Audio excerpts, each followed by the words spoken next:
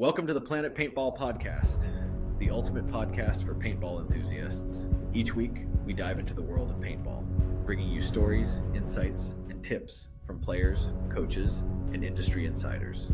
Sponsored by 1023 Sportswear. Looking for high-quality gear that performs as hard as you do? Check out 1023 Sportswear. And as a listener of the Planet Paintball Podcast, you can get 20% off your order with the code PLANETPaintball. Suit up, save big, and play your best. All right, welcome back to the Planet Paintball Podcast. If this is not your first time here, please give a like and subscribe or a rating on iTunes or Spotify. It helps the channel a lot, and we'd love to see the growth keep happening. Also, thank you to 1023 Sportswear. That's your Southeast custom house apparel, custom jerseys, anything you want, they can make. And Southwest Paintball in Bayfield, Colorado. Go out and say hi to Jahn. Today I got Dawson with me from Legendary Weapons. How you doing, Dawson? I'm doing great. How about you? Doing good, man. So, just a nice long day working a deck right now. So, but you know, it's actually nice to be out in the fresh air working for a change instead of stuck in the office. So, I'm gonna take it. So we can switch jobs for a day. It'll be fine. Yeah, I don't know if I'd want your job. But man, so let's talk about the season a little bit. You guys been in the NGXL and the C3XL, right? Yep. So we did both. We started the season off with D4 and D6 NGXL. D4 didn't really do too great, and we had some turmoil there is the word I'll use. And then D6 went there. They took first one event in the NGXL, and then we came and we started the season D5 with the C3XL because it made more sense for all of our D5 players. Went to the Invitational, took second. Went to the first one in Palmetto Hills, took first. Then third one, we kind of slacked off. Easter, we slacked off. Then one at Carolina Extreme, we didn't do, we did decent. Then the one in June, I think it was, we were kind of there just to keep the rankings. And then we go to this last one and, we placed first. We missed the season overall by 4 points. But, when they dropped the lowest score, it was, if a Life Alert would have placed third, we would have had first overall for this season. But, you can't win them all. So, yeah, we've had an interesting season with bouncing back and forth. Mm-hmm. Do you have a favorite format? Like personally, either the 3-man X-Ball or the 5-man? So I think for me personally, because if anyone's met me, I'm very ADD. Like I cannot sit still for too long. So 5-man for me is I definitely enjoy 5-man a lot more. There's a lot more going on. There's a lot more to react to. There's a lot more situations you can put yourself in, and I love that part of the game. I wrestled in high school, so being the sticky situations or something going not as you plan and you have to react to it is what I love. 3-man. It's really good I like 3-man if we have a down month and say, someone didn't play in the 5-man, using that as to get them that field time. I love 3-man, don't get me wrong, but I think 5-man is definitely my preference. Yeah. I would agree with you. 3-man's lots of fun. Yes. But I like to treat it as fun. And 5-man is definitely, for me, a little bit more serious. Absolutely. So you're the new owner of the team. Yeah. You took over leadership. So what's the vision for the team now? So the vision hasn't really changed too much from what Adam has. Once again, he had some stuff going on and he had to make an adult decision is the way I'll say that. And when he texted me, we were talking about it, I completely understand. He didn't leave us high and dry. I will say that. He left us on a very good note, and he's not completely done with the team. I'll put it that way. He's still around. He says, hey, if you need a body, let me know. He's just got some stuff he's got to handle. And as adults, we understand that stuff happens. I mean, life happens is the biggest thing. So there's no ill will, or he wasn't like, hey, forget y'all. So the biggest thing for us is right now with what we have, after that D4 season, we had a lot of players leave, a lot of falling out. So right now we're in our rebuilding phase is what I'm going to say. We got a lot of D6 guys that are coming to D5. I have a lot of good ballers. I will say that. I have got definitely they're in a ranking, but they don't play that ranking, if that makes sense. They definitely play a little bit above. So the vision this year really is to kind of build, get our name out there, figure out what we want to do. Because as the leader of the team, I can't say, "Hey, we're gonna go play 5-man," and no, not everybody be on board, or say we're gonna play 5-man. We have 7 guys in the summer. That's gonna suck for us. I mean, and I'm not gonna put my guys through that. Whatever my guys want to do, we're gonna do it. I'm basically a facilitator. Like, hey, if you guys want to play 3-man, let's look at our options. So rebuild, get a bigger team, starting with D6, D4, D5, D4. We if we have players that want to come play with D4, we definitely won't turn that down. And then figure out as a team where we're at. Playing 3-man, we definitely have a good head on our shoulders. I think the 3-man scene, we know what we're doing. But as we said, 5-man is where my heart's at. So we really got to figure out where we're going to be at, how well we are, because playing 3-man versus 5-man, it's a different ball game. It's adding 2 more bodies, but it's a whole different ball game. So seeing what we need to work on, how we need to do that. So it's definitely going to be our learning year, because not this year, but probably in a season or 2, I want to take the team back to World Cup and play it so our guys can see that big scene. But that's kind of what we're going for with this year, is just rebuild and figure out what we want to do. Okay. Nice. So is the season over for you guys, or are you making the trip down to the NGXL? So we haven't played NGXL as legendary weapons except for like twice this year. So we're not gonna enter as legendary weapons. But me and the guys over at Carolina Ice, we're real tight. Me and Josh Martin. I mean, I love that guy to death. I'd do anything for him. So I'm gonna pick up with them for the season finale. We're thinking about playing that C3, but that's up. If I got bodies, I got bodies. If I don't, I'm not really stressing that issue, but hopefully we can get some. Gotcha. Yeah, I thought you guys were holding tryouts on October 11th. So my wife, she helps me a lot with this. So she stays at home with our kids, because we just had twins over the summer. So I said, honey, I need some help. She's like, oh, I got you. I was like, sweet, honey, because she used to pit for us. I mean, even when she was pregnant, God, usually when you're pregnant with twins, you're not doing anything. You're kind of bed rest. No, she was out at the tournaments helping us. Says, honey, you don't have to come. She's like, I know, I'm going to come and get out. So I said, hey, make a flyer for tryout. She's like, what do you want? I was like, sometime in October. She goes, October 11th, and I'm not paying. I'm like, yeah, sure, let's go.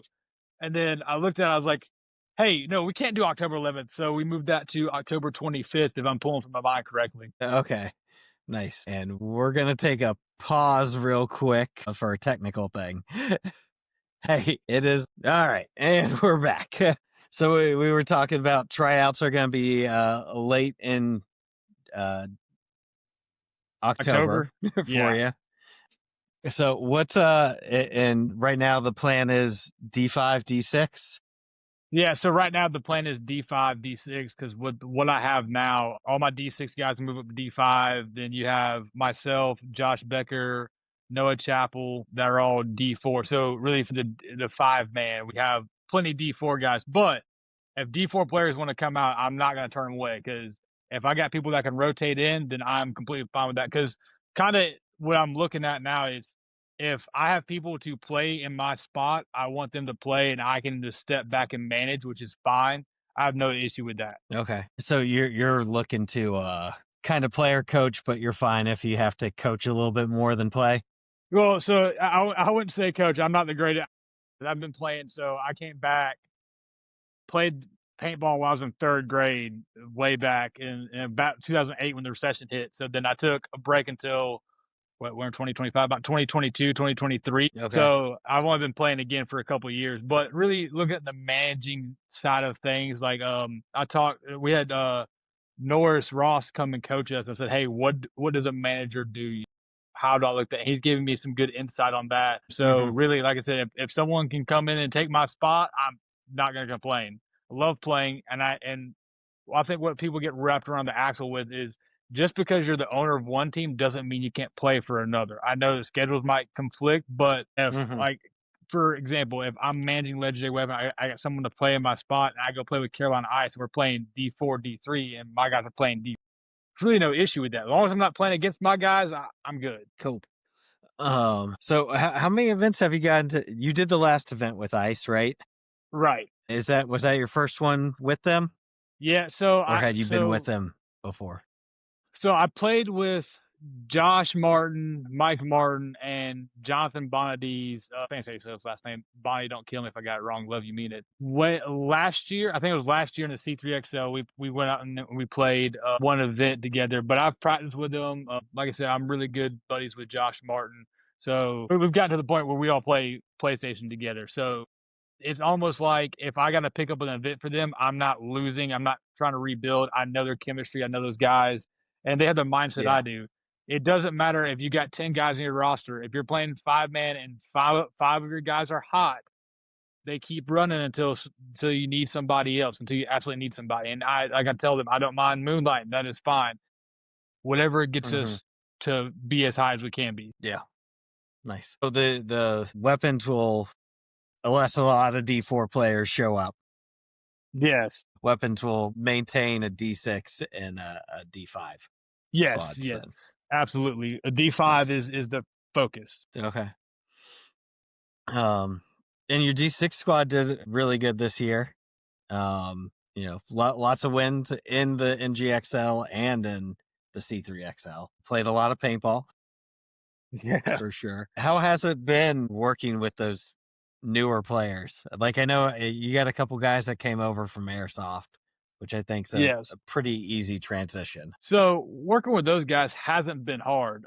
So we had Jacob Hicks. He came from Airsoft. Homeboy. He came out there and he picked it up like it was nobody's bit. Like he picked it up quick. So he was really easy to kind of get straight and kind of break some of those airsoft mentality. We had Russ come over. Russ is he's a powerhouse. He's that one on Blackout Media that he posted the Monday video on with the guy diving over the snake. That was him. Russ is Yeah. a great guy. I love him to death. He's a trip. Devin, he came over. So Devin used to play college football. So just looking at him, and I talked to him, I was like, dude, how are you just so good? I was like, does football have something? He's like, I just have that muscle memory of an athletic stance. And he's like, and when I look at something, I'm gonna do it. And then we had Daniel Whitehead. He's in the guard, so he came with us. He's a great player. So all those guys really had a base knowledge. So there really wasn't much we had to do except for teach them the pace of play and kind of how the brains work. But they've been great. I've had to play a lot of those guys on our D5 line. Like, once again, one thing you'll see too, if you look at the roster to this C3XL, the only ones that were on every event all year was me and Josh Becker. Every time though, we had to filter either a couple guys in or one guy in. So on the D5 line, so we've had a year of kind of like figuring it out. But I can say with playing with those guys, D6 and bump them up to D5, they pick up quick and they're great. They're great guys, and that's one thing I want to say about Legendary Weapons and all the guys we got. You're not going to meet somebody on our team that's going to spit in your face or get hostile towards you. We all love each other. We all love everybody. We're here to ball. On the field, we ain't buddies. As soon as we get off the field, we can be best friends. But all of our guys are great. Mm-hmm. Well, that's the way to do it. Yeah. It is not worth fighting someone in a parking lot. No, I think if you hold a grudge after a paintball match or tournament, that's one of those things that I can't. Sportsmanship is huge with me. And then another thing is it's paintball. We're grown adults shooting paintballs at each other. What was there to get upset about? Yeah. Then how did the D6 guys end up finishing for the year? So D6 guys, they played a couple of events with the C3XL. They didn't play this last one. I think they finished without looking at it. I think they had to finish top 10, I think, because we had to pull so many of those guys up for the D5 line because we said, hey, D5 is looking at battling for first. So we scrapped the D6 line for this last event. But I want to say they placed top 10, top 15. I haven't looked at it. Yeah, I just pulled it up. They got 7th overall, and that's with missing 2 events. So yeah, not too shabby. I'll take that all day. So, and they got a 3rd in the C3XL, and then they won a couple of the NGXLs, right? Yeah, they won. I want to say they took first, and I think they took second. No, I think it was just first. So the NGXL that they played, I wasn't there because I had drill that day. So I was like, I can't be there. Sorry, guys. Love y'all, mean it. Mm-hmm. All right.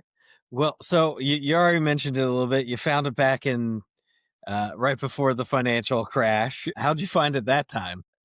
I was going to church and we had a buddy, Philip Aguero, which I think a good bit of the paintball community knows Philip and his son Drew and all them. So we went to church with them. And then a bunch of my brother's friends played at Carolina Extreme back in the days. They were doing, Philip was asking us to come out, come out, come out. And then our buddies were like, hey, we're doing a project for school. Come out so we can record it. We're like, okay. So me and my dad went out and we just fell in love with it. And then Carolina Extreme closed, so then it forced us to drive to like Georgia because I was so young. I think New Gym was like, Hmm. hey, I think under a certain age you couldn't play or something like that. Or you couldn't play speedball. And so we were driving to Georgia, and then it just, financially it just didn't work for us. So we kind of Hmm. had to get out of it. Makes sense at that time for sure. So what brought you back in? Young and dumb. No, so I saw that they were hosting tryouts, and I looked at my wife and said, I used to play. I was like, I was like, you cool with it? She goes, sure, why not? Because I've coached wrestling for years and stuff like that. I said, hey, if I do this, I can't coach. And Hmm. so I think she's like, oh, so you don't have to be gone from 3 to 8 at night every day? Okay, yeah, that's fine. She didn't realize tournaments are going to be all day long and stuff like that. Came, Gotcha. yeah, exactly. I was like, hi, you don't know this stuff. So came, tried out, and then it turned into me playing and then my wife starting to like some of the guys on the team, and she was like, hey, I can get behind this scene. So once the twins get older and they can kind of get handled with our grandparents and stuff like that, she's going to start coming back out the Hmm. tournaments because she'll sit there, and it's funny, she's never played a day in her life, and she'll say, hey, this is what they're doing, this is what you need. Like, she'll go out there and she'll be like instructing us from the side. I'm like, honey, you've never played. She's like, I know, but look. I was like, okay, I'm not getting yelled at later tonight, so I'm gonna go with it. Nice. Well, you don't have to play to know what they're doing and stuff like that, right? Like, and it's awesome if you can have that extra set of eyes for sure. Oh yeah, she's great, and she's played basketball her whole life, so she's got the competitive mindset. So she'll sit there, we'll be loading pods. She's like, "I'm gonna go scout the other team." I'm like, "You go do you, honey. You go ahead." That's awesome. I love that. So, what marker are we rocking? So right now, I have my Lux TM40, which is my pride and joy. I Okay. can't get rid of that thing. I love it. And then I have a 170R that I've been using. Giving the Lux a little bit of a break. When I got back in, started with the Mini, then went to the Shockers, and then I traded my Shockers for the Lux. I was like, "Ooh, I love the Lux," and they're like, "If you love the Lux, you're gonna love the 170." I was like, "Let's try it." So rocking those two. I think we're gonna keep those for a little bit. Okay. They're both working, so there ain't no reason to change it up. Yeah. No. Hey, as long as it's not broke, right? Right. No. Is there one gun from back in the day you wish you could have had that, or maybe something you sold off that you want back? God, I kick myself and I fight my dad all the time. We had a old DM4 with a virtue board, and I love that thing. That thing was just it was, and for me being like third grade when I was playing, like it just felt so good, and I miss it Hmm. so much. But it just he got rid of it, so it's kind of been like if I could find one of those again, I would. I don't know what I'd do for it, but I'd love to have it. And those older DMs are getting harder to find for Oh sure. yeah, You can still find them, but just few and far in between. and the price they want for them, I value my marriage a little bit too much. Yeah, it's a lot for an old gun, right? But yeah. Find a gun's kind of like a U-shaped curve, right? They start high, they go low, and then enough time they pop back up again after a while. It's all about relevancy at that point. Yeah, for sure. Or if it's been long enough that it's old school, right? Exactly. Yeah. Well, I was looking for one, and then when the MXR came out, I saw the prices start jumping up for DM4s. I'm like, that's the key. You gotta buy them when new guns don't come out. Yeah, but buy them when they're low. So, you guys went with Maxis here as a sponsor. God. Not a good experience.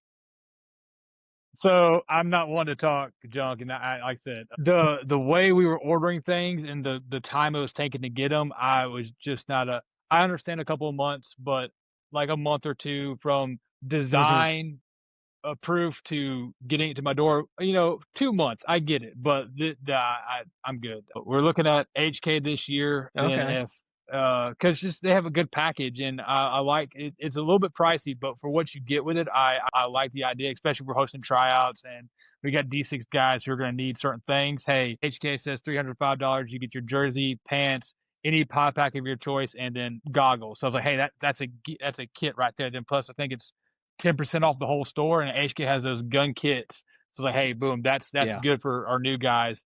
But if that doesn't work, going back to the drawing board, obviously, carbon is one of the things I'm looking at. And then if we say, hey, we just want something, then Adam has contacts with Heavy Handed, and then of course Tamash. If none of those pan out, I got a list of ones I'm gonna look at if I need them. Fair enough. So, but with that, like, you guys don't have a mask sponsor right now. So, what mask are you rocking? So I'm keeping it with the JT ProFlex. I mean, it's hard to Okay. beat them. It's hard to beat them. They're easy to take apart. You can get everything for them. I mean, and then I have another mask. I bought it when I was reffing the C3XL. I don't remember what kind it is because I went home, took my mask off, set it out on my door handle so we could air out. C3XL at Carolina, that was a long day for us. I Hmm. get to the field. I was like, I don't have a mask. So I was like, I need a mask. I need one. They're like, get this one. It's easy to work with. I'm like, all right, cool, whatever. I've wore it maybe 3 times. It's just there as a Okay. backup. Nice. So you refed the C3XL when it went to Carolina Extreme? But yeah, they asked who wants to ref. I said, I'm down for it, and I've always loved refing. I refed, wrestling matches at Daniel for the middle school and stuff like that. So I was like, refing has a huge part, and plus, I'm a recruiter, so knowing rules and regulation is kind of that's my go-to. So, and knowing the gray areas. So when I got there, I looked at Steve and said, hey, what I need to do? He said, do what you know. I said, that's easy enough. So those guys on Okay. Sunday where I was throwing the flags. I'm still in Hmm. a good bit of them. Sorry, love y'all, but if I have any advice to anybody, read the freaking rule book. It will tell you clear as day what you can get away with. That's what you want to know, not what you can't do. What can you get away with? So when you Yeah. know that stuff, it makes life 3 times as easy. Yeah. Well, and what was it? So the minor for 5-man, if you get hit and you shoot your gun, it becomes a minor. But if you get hit and don't move, it won't be a minor. Right, right. So that's the crazy thing is once you look at stuff like that, it kind of lets you know what to do. So as I told my guys, you need to read it. It's like 5-man. You get hit and you just stay put and you just stand there. Yes, they can still throw it because you're still active, you're still looking like a live body. But as long as you don't roll your gun or move, you kind of got some grace there. But it's Yeah. also, knowing how to work it. I'm not saying, and I'm gonna tell you the one thing I can't stand is cheaters. Like that, if you get hit, I understand. We pay money. We're competitive. You got hit. Call it out. Now, like your top of your hopper shots, pod pack, I got that. But like I've seen people get shot right in the belly area and then dive into the snake. Like we all know what you're doing, but you know, you win some, you lose some. Yeah. Roughing. So how you came in with previous roughing knowledge, but how was it roughing those events? I mean, roughing's hard and it's a long So day. I almost want to say I'd rather ref than play. I almost want to say that Okay. because so my whole thing about refing is you're there to keep the game honest, neutral, and fair. And we've all Mhm. seen it. We've all seen it, and everyone can attest to it. We've seen some pretty good refs. We've seen some really bad refs, right? Yep. And once you ref, you kind of get a different perspective on everything. So, like with Steve, and with every head ref that you're going to meet, hey, if you make a call, stick with it. Long as you can articulate it, stick with it. So, and I've seen it where, you'll see refs like do this number and they won't get the player out and they'll let them keep playing on because like, oh, I missed it. It doesn't matter. The second you do this, it doesn't matter if you yell hit player in the rule book. The second you do this, that player that you're looking at is now dead. You can't bring them back. You can't change your mind. Mhm. That's it. So refing definitely let me see common mistakes and stuff that, back when I first started playing, I'd get mad at refs. Now it's like, hey, I've been in your shoes. I know the mistake that was made there. I completely understand. So it helped me see as a player what you can kind of run into.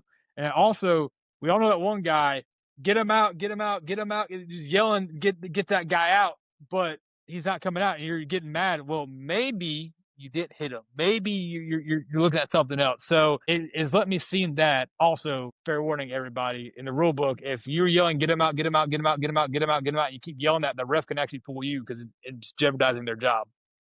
Is inhibiting with a ref's job. So I was like, oh, that's something new I didn't know. Yeah, I didn't know that either. Yeah, and that's what I interpreted from it. That's what I interpreted. So okay, well, and you know, the rule book's the rule book, but it's not as black and white as I think everyone thinks it is. No, right? It is not. So I think definitely if you're a leader on a team, you need to have a good understanding of the rule book. But if you are, even if you're just a player, like it really does behoove you to know the rule book inside and out.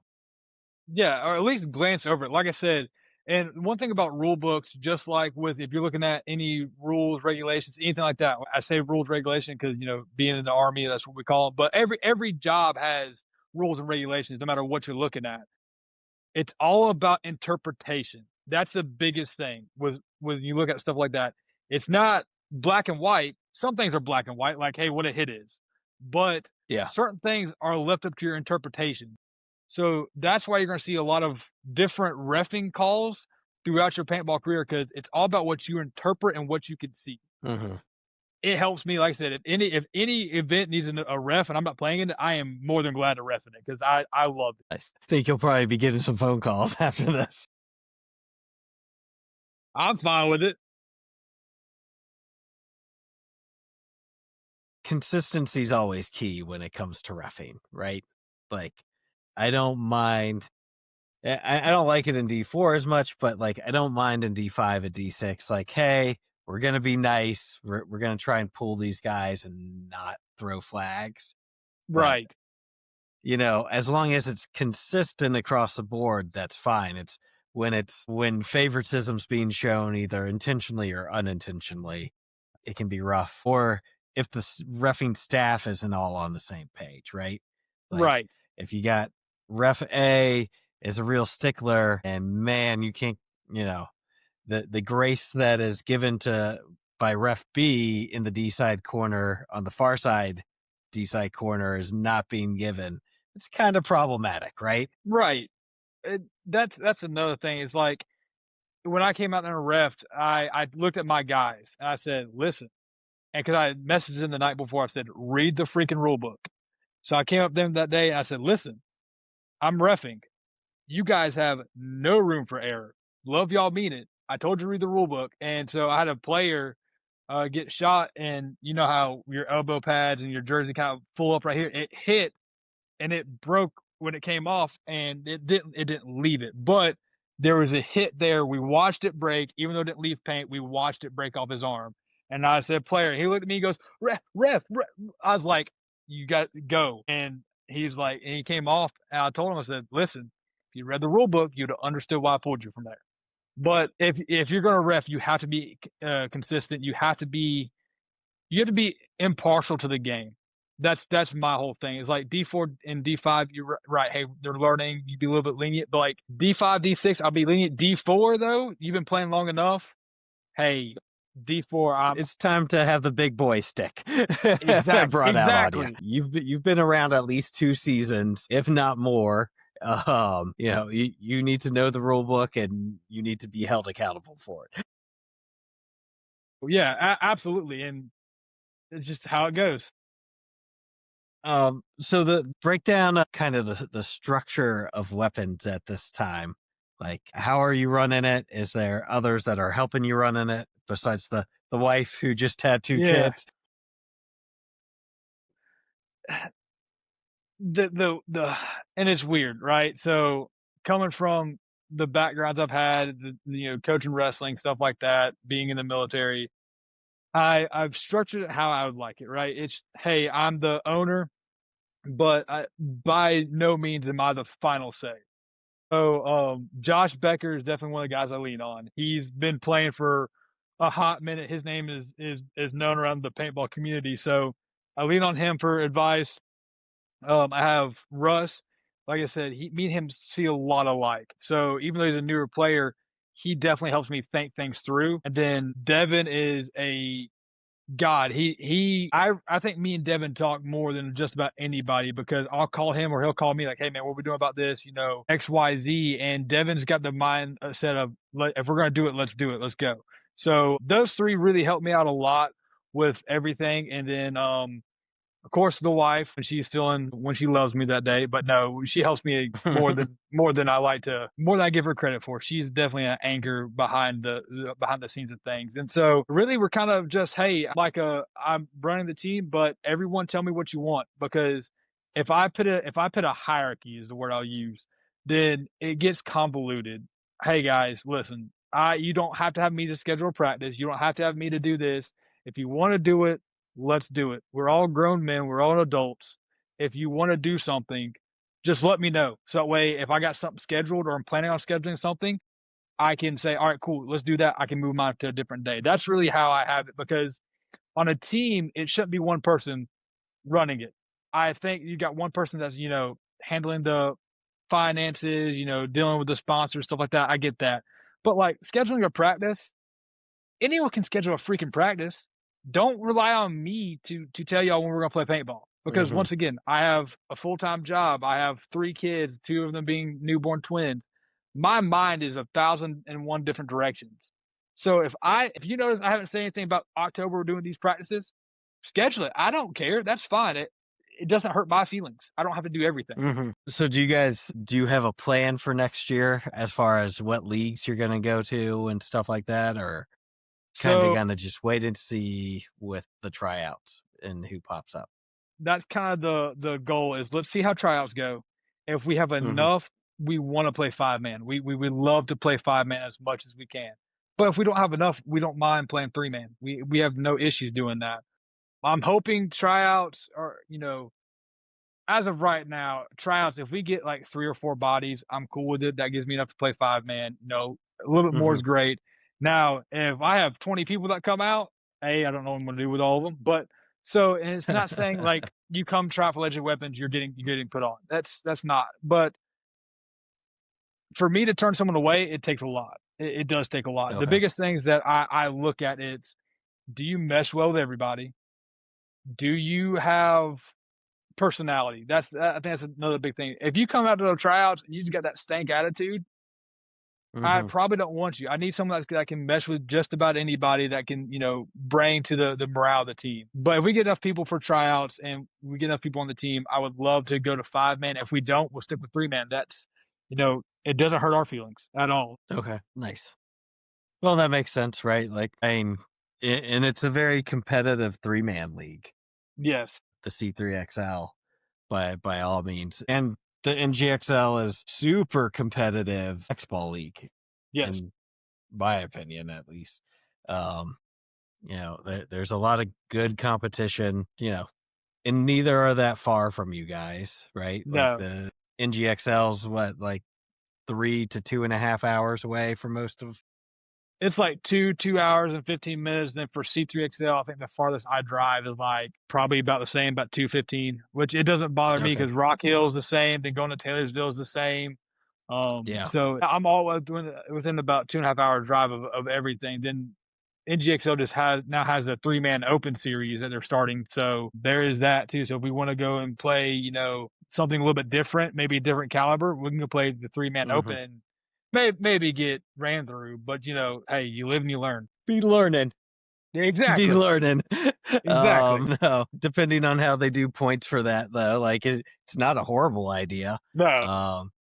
I think with the, back in the day when there were less divisions, locally there was, rookie, novice, and amateur. And when you went national, there were 2 amateur divisions and then pro. Like when you stepped up, you knew you were going to learn. Right. Unless you were super talented and you could grab a couple more super talented people. Most teams that even were successful in rookie, they had to take a year to learn in novice, and especially in amateur, because amateur, you were dealing with Some were local guys, but a lot of them were playing national events that were also playing the regional stuff. So, Right. um, but it also fast tracks you, right? Like if you're doing it right, when you're losing, you're learning. Oh yeah. So it can be playing higher caliber players is a guaranteed way to get faster, way better. And I don't disagree at all. Especially if, just overall, like, the D6 guys probably shouldn't play a D2 guy, but there's even correct scenarios where that can happen, right? Like if a Right. D6 guy can jump in with some D4 guys and play a D3 squad, then it can work and everyone can learn in that scenario for sure. Well, I think another thing too is people get so mad about losing at paintball, and I've changed my mindset a lot in the past couple years. Losing sucks, but there's a lesson tied up behind everything. Every time we've went out and we've played poorly, I went home and dissected and figured out why did that happen, and it's helped me Hmm. kind of correct some of the issues from my team. So if people are coming off and they're coming off, mad and they're not looking at their self, I'm not saying it's always one person's fault, but as a collective, if you realize that hey, we didn't do too good because of X, Y, and Z, and you're not correcting it, then what was the point of even getting on the field? Yeah. Yeah. You gotta have that. You gotta look at yourself first. Yes. And I'm not saying that, I'm sure there have been scenarios where people have lost games and it was not one particular player's fault. They were doing their job, doing what they had to do. Someone else dropped the ball or the other team just had it. But I feel like 8 out of 10 times, like there's something you could have done better, right? Yeah. So, what's some of the stuff? How are you guys structuring practice? Like, if I was to pop up at a random legendary weapons practice, what can I expect? So that all depends. Is it a general practice? Now let's go with that general practice. We're gonna go out. We're gonna talk about what we're gonna do. Once again, I have a lot of good players on our team. So if someone has an idea of what we need to work on, we're definitely gonna fit it in the mix. But it's generally gonna be like, hey, let's practice. Shooting off the break. We set some cones. Like, hey, this is the one you're trying to shoot here. Let's get that one pinned out. We're gonna do snapping drills, of course, because I don't care who you are. You can never get enough snapping drills. Hmm. Situation drills, 2-on-1s, island drills. Then we started doing scenarios. We'll go out there. We'll have 3-on-3, and I'll just walk down and say, "Hey, you're out." Boom, whatever. I'm pulling a guy, and just randomly throughout the Hmm. drills, like, "Hey, there's a minor. You two are out." And the purpose of stuff like that is to, hey, that one guy doesn't really know he's the last man until he looks around. He's like, "Oh, I'm alone." And then the second Hmm. is the other guys on the field need to be looking for that because I think a lot of the failures from paintball is you're not looking on who you've killed or was there a penalty, right? Because not all the time do you see the flags throw up, but you should be looking towards the exit pits like, hey, there's two bodies walking off.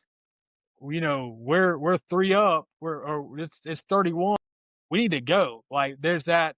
Then we also I think a big thing too we work on a lot of now is conditioning. Like we're always trying to condition where not just our cardio, but hey, we're going out there to do our practice points or whatever it is. We're carrying so many pots because I don't Hmm. want you coming off that field. I'm turning and turning and turning and turning and turning, and then working on like our drills and stuff like that. If we do, one on ones as a warm up, whatever it is, or whatever we'll be doing, hey, you get 2 pods. That's all you get.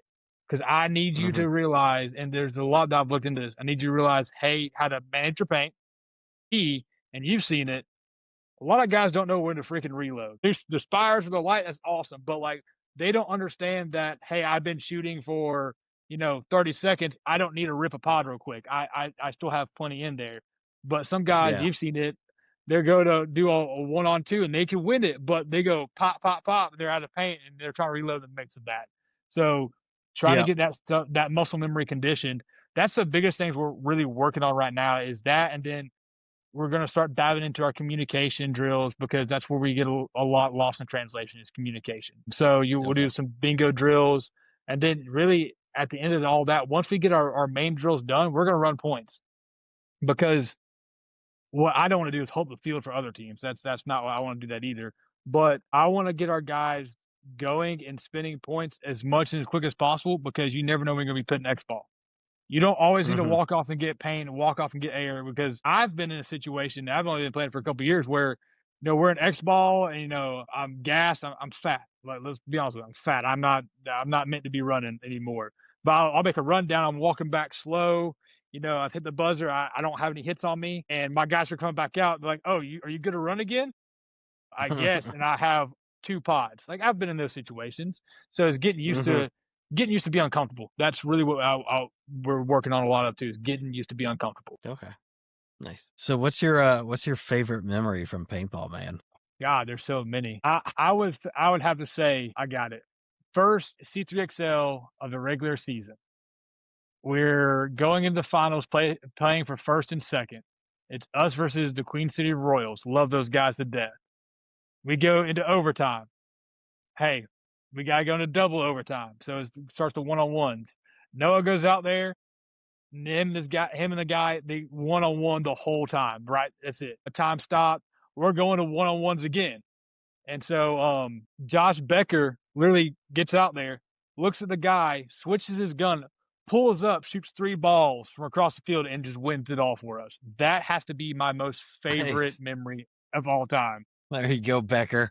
Putting the team on your back. He does. He does. Any rituals? Like maybe it's a piece of gear you got to wear or something you got to do before you go out and play. So one thing, and everyone's heard us do it, every time we get in the box, we break it down with legendary weapons. That's a must. I wear toe socks now. That's a new thing I do. Toe socks are great. Okay. I let my feet actually spread out. That's a new thing I do. Nice. Well, I'm getting the technical sign again. I know. We're gonna be about an hour, so think the sponsors real short and real quick, and we'll call it for this one. You want me to thank the sponsors? What? Huh? I'm confused. Yeah. You thank your sponsor. Oh God, sorry. I was so distracted. You see, the ADD in me is real. So I like to thank Carolina Extreme definitely for being the home field, giving us that startup. Right now, Max Fitness for letting us actually having the jerseys. Even though it took us forever to get them, they're great. They're comfy. They're lightweight. Premium Nutrition, you guys have held it down with us for this long. So thank you for letting us get our supplements at a good cost. And thanks, Luke, for being a great guy. But that's all the ones we got now. There's more coming soon. So whichever sponsorship we land with at the end of the season, they'll be getting some shout outs here in not too long. That's right. We're gonna have you back on, man. So when you sponsor Legendary Weapons, you gotta get an episode. So You got to. make a good deal. Well, we'll see you guys next time on the Planet Paintball Podcast. Thanks for tuning in to the Planet Paintball Podcast. We hope you enjoyed today's episode. Whether you're out there grinding in the divisional pits or chasing dreams on the pro stage, remember, it's all about the passion, the hustle, and the love for the sport. Shout out to 1023 Sportswear for sponsoring the show. Don't forget to use code Planet Paintball at checkout for 20% off your order. Gear up, save big. Until next time, keep grinding, keep growing, and we'll see you back here on the Planet Paintball Podcast